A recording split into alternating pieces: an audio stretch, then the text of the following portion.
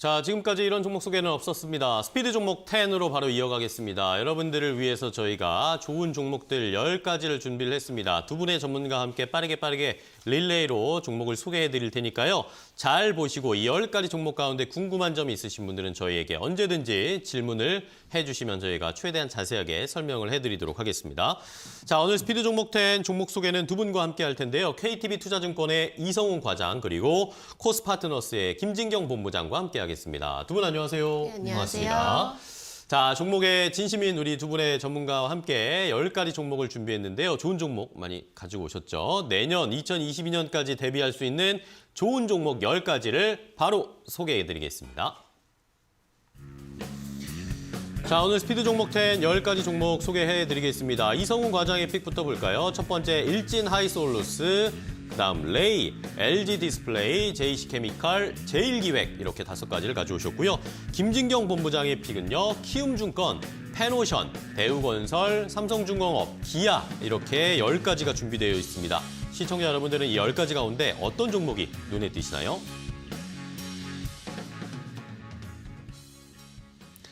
자, 두 분이 이렇게 10가지 종목을 가지고 오셨습니다. 이 10가지 종목 가운데 시청자 여러분들 보셨죠? 이 종목들 가운데 내가 궁금한 점이 더 있다. 아니면 이거 내가 매수하고 싶은데 매수 가격 어느 정도로 잡아야 될지 가지고 계신 분들은 매도가 어느 정도로 팔아야 될지 궁금하신 분들은 저희에게 질문을 주세요. 샵 3772번 문자로 주셔도 되고 유튜브 라이브 댓글창에 직접 질문을 써주셔도 저희가 최대한 자세하게 설명을 해드리도록 하겠습니다. 자, 그럼 바로 시작해 보도록 하겠습니다. 첫 번째 이성훈 과장님의 픽부터 볼게요. 예, 첫 번째 종목은 이제 일진하이솔루스. 네, 일진하이솔루스요. 말씀드릴 텐데 일진하이솔루스 같은 경우에는 글로벌 1위 어떤 수소 탱커 업체라고 볼 수 있겠습니다. 뭐 한마디로 이제 뭐 수소 경제가 이제 시작 단계라고 좀 볼 수 있겠는데 특히 이제 수소차 시장 쪽에서의 성장세 같은 경우가 어떻게 보면 전기차보다는 지금 현재 가파른 그런 구간이라고 좀 볼 수 있겠고요. 최근에 뭐 전기차에 대한 이 관련 뭐 2차 전지, 뭐 배터리 관련주들이 좀 하락세를 많이 보여주면서 이 수소차로 어떻게 보면은 이 유동성에 대한 부분이 몰릴 가능성도 좀 있다라고 좀 판단이 좀 되고 있습니다. 네.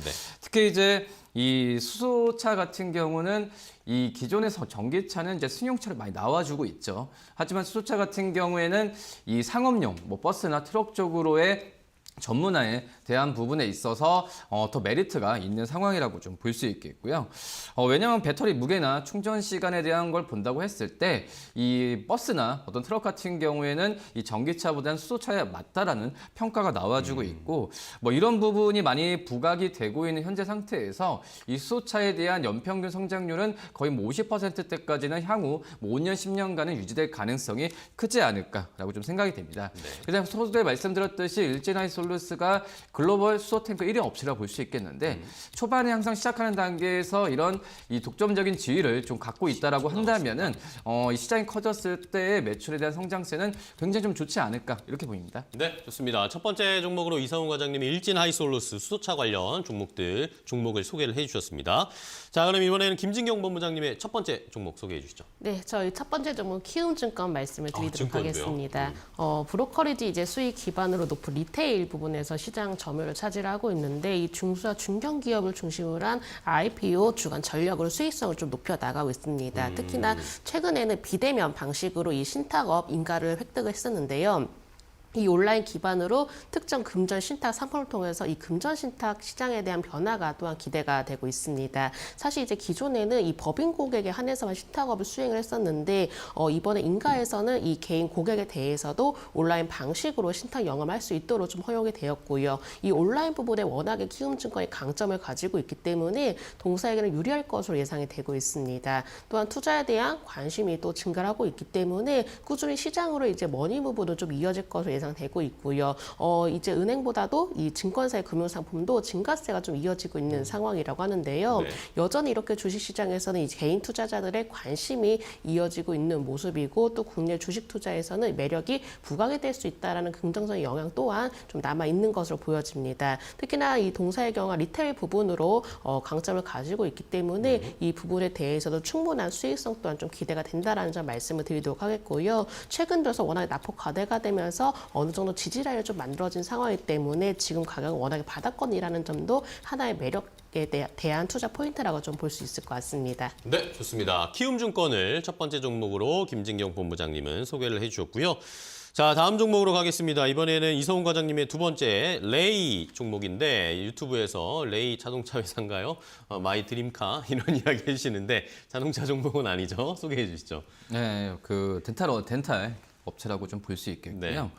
이 덴탈 기업이라고 한다면 대부분이 이제 뭐 디오나 임플란트 그 오스테 임플란트처럼 그렇죠. 임플란트 기업을 많이 알고 계신데 이 레이라는 기업 같은 경우는 임플란트 기업은 아니고요. 어떻게 보면 디지털 어떤 그 솔루션 쪽에서의 강점을 갖고 있는 그런 기업이라 볼 수 있겠습니다. 한마디로 이제 임플란트를 뭐 시술을 했을 때 처음에 어떤 그 엑스레이나 여러 가지 면에서 봤을 때 이 가장 그 적합한 임플란트 시술에 대한 부분, 그 시간을 더 단축하고 그런 부분에 있어서 제일 필요한 장비 같은 걸 만드는 업체라고 좀 볼 수 있겠는데요. 네. 뭐 중요한 부분 같은 경우에는 이제 레이가 이 올해 12월이었죠. 이 중국의 이 CICC와 합작법인에 대한 부분이 나와주면서 이 중국 시장에 대한 진출 부분에 있어서 가셔야 된다라는 부분이고요.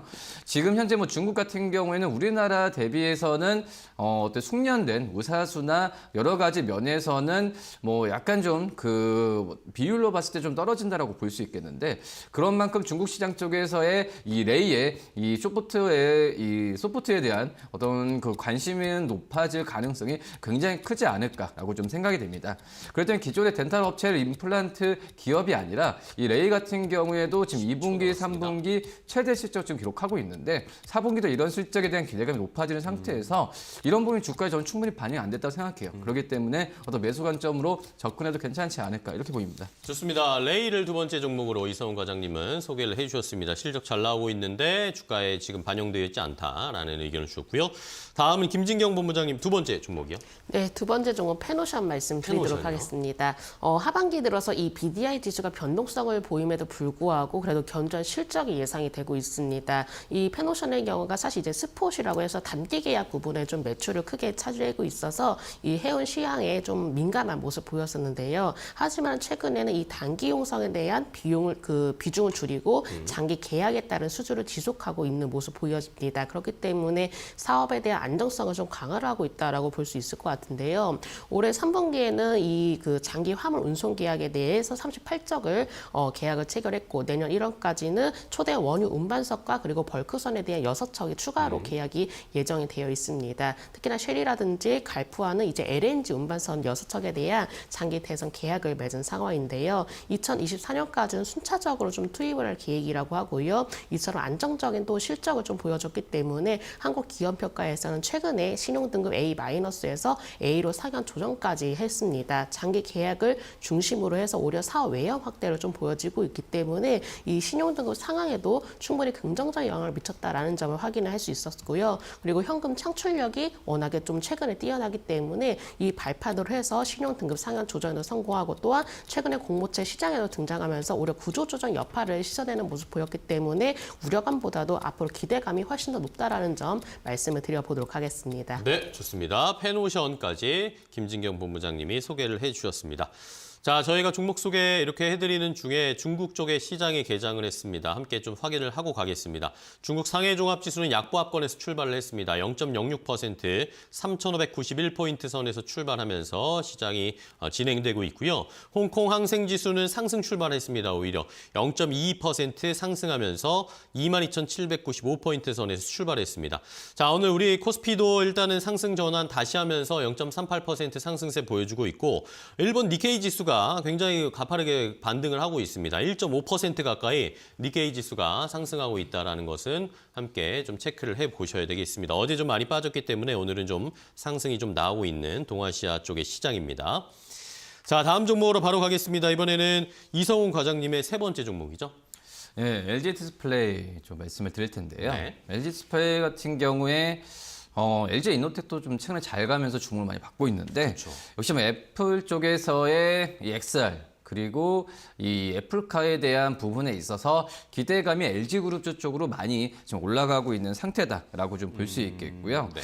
지금 현재 LG그룹 부품 계열사가 이 애플 신제품의 메이저 업체로 성장될 가능성이 굉장히 좀 높기 때문에 이런 부분은 저는 아직 LG노텍은 좀 시장에서 메타버스와 함께 주가에 많이 반영이 되고 있는데 LG디스플레이 같은 경우는 아직까지는 반영이 좀 안 되고 있다라고 좀 생각이 되고 있고 물론 이제 애플 쪽에서의 이런 이슈로만 가는 건 아닙니다. 지금 현재 LG디스플레이 같은 경우에는 이 LCD에서 이제 OLED로 넘어가는 과정에서 이 실적에 대한 가시화가 내년에는 분명히 일어날 것으로 좀 판단이 되고 있고요.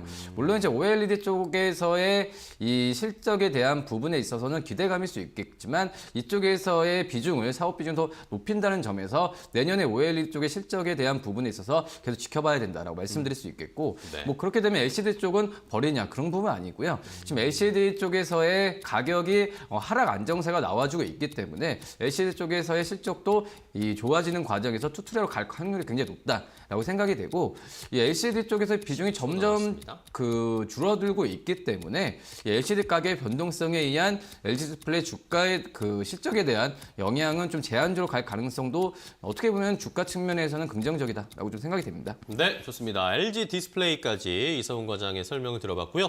자, 다음 종목은 김진경 본부장님의 세 번째 종목입니다. 네, 다음 점은 대우건설 말씀을 드리도록 대우건설이요? 하겠습니다. 네, 일단은 중흥그룹의 이 대우건설 인수 작업이 모두 마무리가 되었습니다. 특히나 대우건설의 경우는 이 프로지오라는 인지도 높은 주택 브랜드를 보유를 하고 있는데 이 주택 브랜드에서도 이제 독립 운영 전략을 좀 내세우겠다라고 밝힌 상황이고요. 그리고 인수 후에도 별도의 어떤 좀 브랜드에 대한 통합이 없이 각사의 장점을 활용을 하는 데 집중한다는 전략을 보였습니다. 오히려 이 11년 만에 새 주인을 좀 맡게 된 대우건설인데 오히려 매각이라는 이제 불확실성을 털어냈다라고 좀 볼 수 있을 것 같고요. 이 불안 요소를 해소를 하고 또 재무 안정성까지 보여지고 있기 때문에 이를 발판으로 해서 새롭게 제도약을 할 것으로 좀 예상이 되고 있습니다. 네. 3분기에는 이제 부채 비율이 작년 2019년 이제 최고치인 290% 대비해서 올해의 경우는 223%를 좀 기록하면서 이 부채비를 좀 낮추는 모습 보였는데요. 특히나 도시정비 사업 분야에서는 선방하면서 미래 먹거리를 확보하는 모습 보여지기도 했었고요. 그리고 추가적으로 지금 중요하게 떠오르고 있는 ESG 분야에 대한 투자가 확대가 되고 있습니다. 상반기에는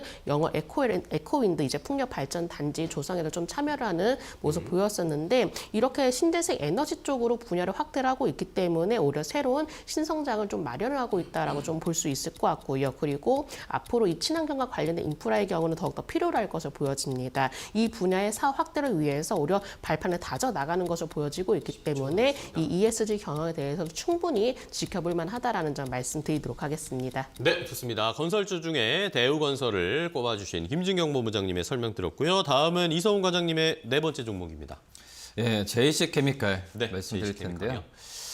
우선은 뭐 환경 관련주로 좀 많이 분류가 되면서 주가가 올해 초에는 좀 좋았지만 이제 이런 부분이 어떤 그 하반기 되면서 이 환경 관련된 테마가 생각보다는 시장에서 불지 않았다라고 좀 판단되면서 이 주가가 올해 어떤 상승분을 이제 많이 좀 반납을 한 상태라고 좀 볼 수 있겠는데요. 하지만 뭐 JC케미칼 같은 이 바이오 디젤, 이제 바이오 중유 같은 이런 대체 연료에 대해서는 이제 정부에서도 이 어느 정도 이제 규격화하고 있지 않나라고 좀 생각이 되고 있고요. 지금 현재 뭐 전체 항공유 소비량의 30%를 바이오 항공유에 대해서 확대 적용하는 이런 방침도 봤을 때도 정부가 이 대체 연료에 대한 부분에 있어서 강하게 또 정책을 시행할 가능성도 있지 않을까라고 좀 판단이 되고 있습니다. 네. 한마디로 이제 2050이죠. 이 탄소 중립 시나리오 세부에 대한 부분에 있어서 봤을 때도 이 해운 에너지나 여러 가지 항공유에 대한 대체 연료에 대한 그 바뀌는 속도가 내년 되면 더 빨라질 가능성도 있지 않을까라고 좀 생각이 되고 있고요.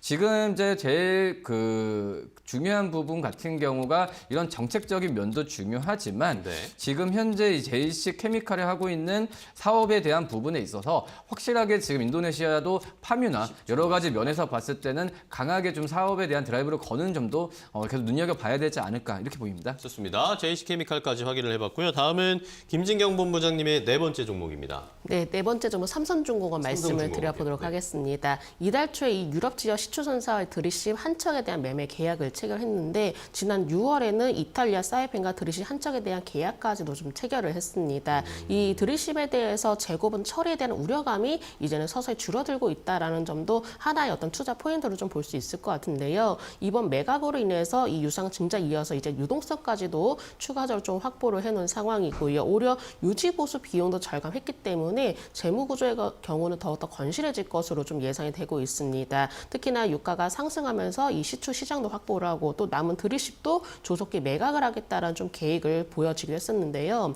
지난 10일에는 오세아니아 지역 선사로부터 2,480억 원, 48억 원 규모의 이 LNG 운반선에 대한 한 척의 수주를 좀 성공하는 모습을 보여지기도 했습니다. 특히나 6일에도 LNG 운반선 세척 수주에도 성공했었는데 그렇다면은 이번 달에 일주일에만 좀 통틀어서도 바로 1조의 실적을 좀 올리게 됐다라는 거죠. 올해도 이제 120억 달러의 이제 수주에 성공하면서 이 목표액이 원래 91달러였는데 이미 132%가량 달성하는 모습을 보여줬었고요. 특히나 내년에도 이 카타르발 LNG 발주도 본격화될 것으로 예상되기 때문에 오히려 수주 호황이 좀 이어지게 된다면은 올해 연말에 이어서도 내년까지도 충분히 기대가 된다라는 점 말씀을 드려보도록 하겠습니다. 네, 좋습니다. 삼성중공업까지 하기를 해봤습니다. 이제 마지막 한 종목씩 두 분이 남겨두고 계신데요. 마지막 종목은 두 분 간단하게 좀 부탁을 드릴게요. 자, 이성우 과장님의 마지막 종목은 뭐죠? 예, 제일기획. 제일기획. 예, 말씀을 드리고요.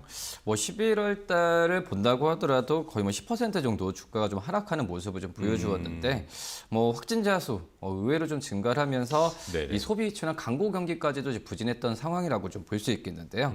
하지만 이제 주가 이런 우려감은 주가 선반영됐다라고 좀 판단이 되고 있고 뭐 4분기 영업이익 같은 경우 700억 이상은 나올 가능성이 굉장히 좀 크다라고 좀 판단되고 있고요.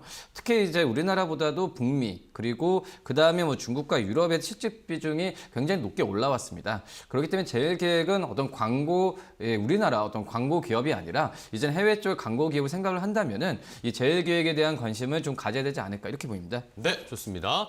자, 제일기획까지 마지막 종목으로 이성훈 과장님이 소개를 해주셨고요. 자, 이제 10번째 마지막 종목입니다. 이 김진경 본부장님이 기아를 가지고 오셨는데 기아가 이렇게 이 관심 종목에 딱 올라오니까 유튜브에서 많은 시청자분들이 기아 지금이라도 사야 됩니까? 가격 내려왔을 때 사야 됩니까? 이런 질문이 막 들어오고 있습니다.